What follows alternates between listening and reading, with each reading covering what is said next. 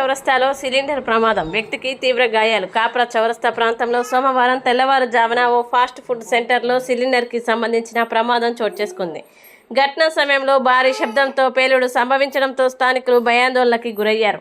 అదే సమయంలో ఆ రోడ్డుపై వెళ్తున్న ఓ వ్యక్తిపై ప్రమాద శకలాలు పడడంతో ఆయన తీవ్రంగా గాయపడ్డారు. స్థానికులు వెంటనే స్పందించి గాయపడిన వ్యక్తిని సమీపంలోని ప్రైవేటు ఆసుపత్రికి తరలించారు. ప్రస్తుతం ఆయన చికిత్స పొందుతున్నట్లు తెలిసింది. ప్రమాదానికి గల ఖచ్చితమైన కారణాలు ఇంకా తెలియరాలేదు. గ్యాస్ లీకేజ్ కారణంగా ఈ ఘటన జరిగి ఉండొచ్చని స్థానికులు అనుమానం వ్యక్తం చేస్తున్నారు. ఘటనపై పోలీసులు విచారణ చేపట్టగా పూర్తి వివరాలు తెలియాల్సి ఉంది.